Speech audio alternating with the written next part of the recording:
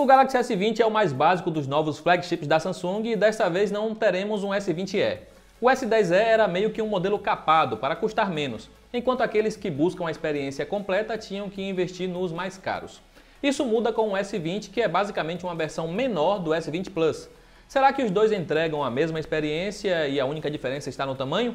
É isto que você descobrirá nesta análise do tudocelular.com. O S10e atraiu um grande público por dois motivos. É um celular compacto no meio de tantos aparelhos grandalhões e sua tela não é curva nas bordas, algo muito raro em lançamentos recentes da Samsung. O S20 meio que segue essa linha e tem curvatura mais sutil nas bordas. O design é similar aos demais da família, mas sendo bem mais compacto e leve. Diferente do ano passado, desta vez você não leva um aparelho mais limitado.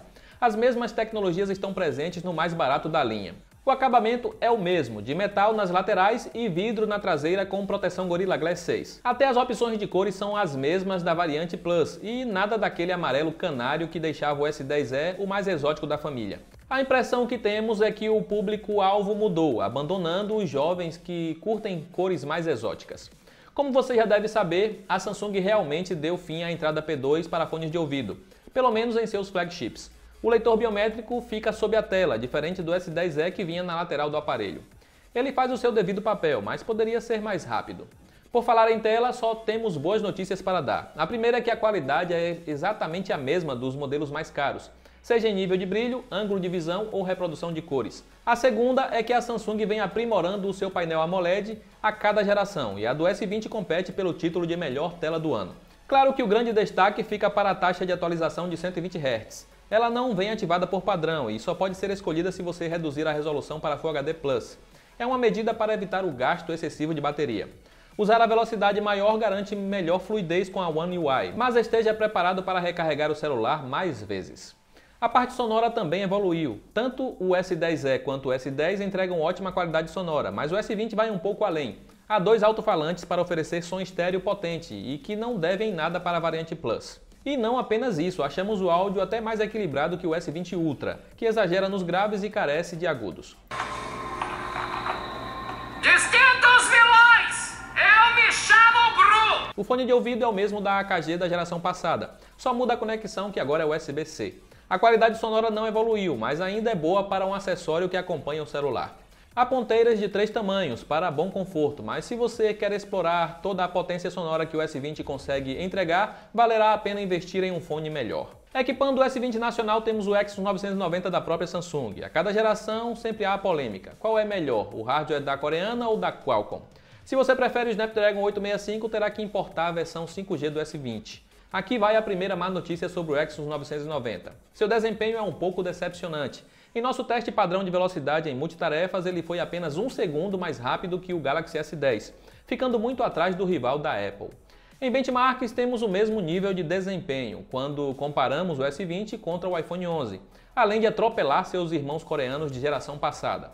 Fica claro que dá para melhorar o desempenho real, só resta a Samsung trabalhar um pouco mais na otimização. E assim como o S20 Plus que testamos anteriormente, a tela de 120 Hz do S20 Plus não faz bom uso dos jogos. Em vários títulos que testamos que rodam em outros celulares a 120 FPS, aqui no da Samsung ficamos limitados a apenas 60. Apenas 2 jogos testados tiraram proveito da nova tela. Tudo indica que seja um bug da One UI, já que os 120 Hz às vezes são ativados apenas se você alterar a velocidade da tela quando o jogo já estiver rodando ou fizer a troca mais de uma vez para forçar a ativação.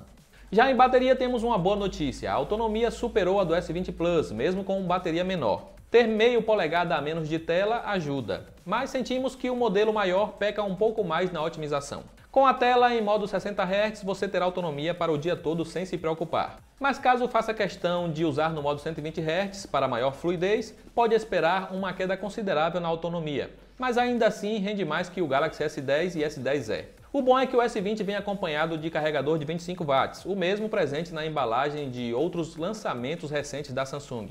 E você precisa esperar pouco mais de 1 hora para ter a bateria completamente cheia e que recupera metade dela em menos de meia hora. Talvez usar o S20 em modo 120 Hz não seja tão preocupante, já que ele recarrega rápido. O S20 sai da caixa com Android 10 e One UI 2.1. Samsung também vai lançar esta versão para modelos mais antigos, incluindo o S10 e S10e. Assim, você terá exatamente os mesmos recursos deste aqui, caso já possua o modelo anterior atualizado. Uma mudança que alguns podem estranhar no início é que o botão dedicado para Bixby foi removido. Agora é preciso pressionar por alguns segundos o botão de energia para invocar a assistente virtual. O ruim é que isso mata a função de desligar o aparelho.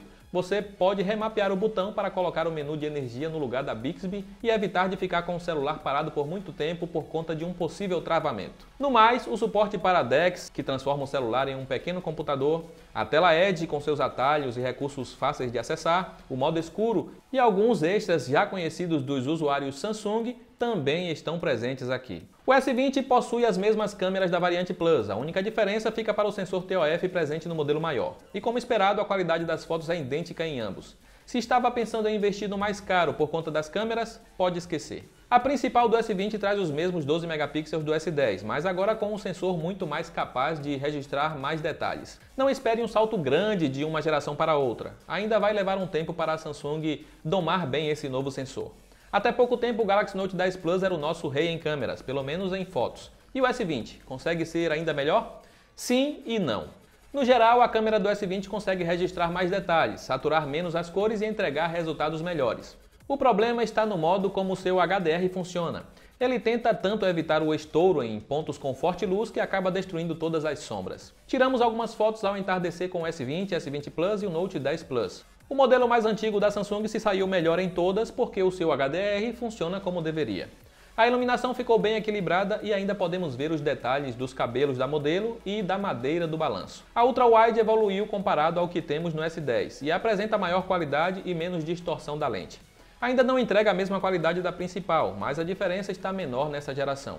O problema é que o HDR também falha com esta câmera e temos fotos mais escuras que no Note 10. Um dos grandes destaques do S20 está no seu zoom de longo alcance. Pode não ser tão avançado quanto o zoom de 100 vezes do S20 Ultra, mas vai mais longe que o de 10 vezes da geração anterior. A câmera responsável pelo zoom possui 64 megapixels, muito além dos 12 megapixels de antes. O resultado é que a perda de qualidade é menor, entregando imagens mais limpas com zoom de 10 vezes comparado à geração anterior e também aos concorrentes, como o iPhone 11 Pro Max. Já o zoom máximo de 30 vezes não tem boa qualidade. É aqui que vemos que mesmo com a resolução alta do sensor, a queda nas texturas é grande. E a ausência da câmera TOF na traseira, faz falta?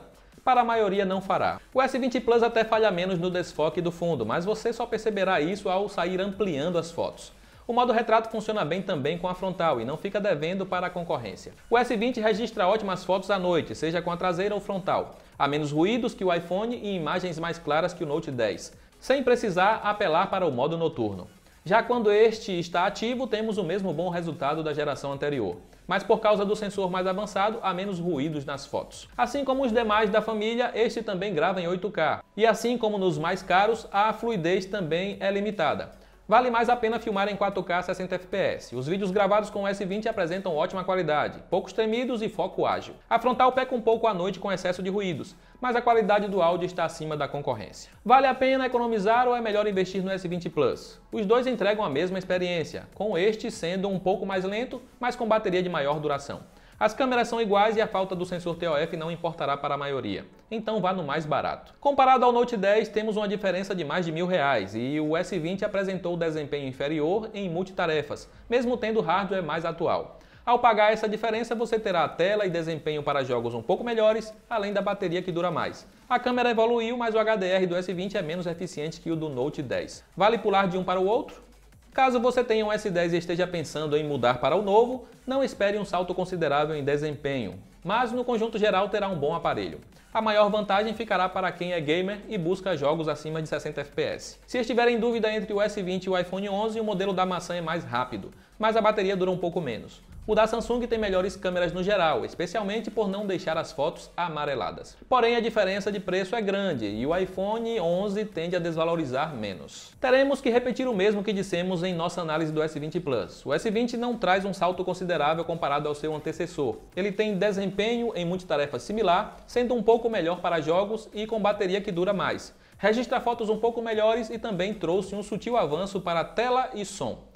No geral, ele é um bom celular que carece de um software otimizado. Seu preço de lançamento é bastante salgado, mas aparelhos Samsung costumam despencar de valor nos meses seguintes ao lançamento, o que acaba tornando o seu custo-benefício menos problemático. Vale a pena esperar ou é melhor comprar outro celular agora? Achamos que o S20 é um ótimo aparelho para quem não curte celular tijolão. Mas é preciso procurar uma boa oferta e cobrar da Samsung uma atualização para melhorar o multitarefas e o HDR da câmera. Por isso, recomendamos acompanhar o site tudocelular.com para não perder as ofertas do S20 e saber a melhor hora de comprar. Basta clicar nos links aí da descrição. Aproveita para comentar aí abaixo, você acha que o tamanho do S20 é o ideal? Prefere algo menor ou maior como o S20 Ultra? Eu vou ficando por aqui, um grande abraço e até a próxima!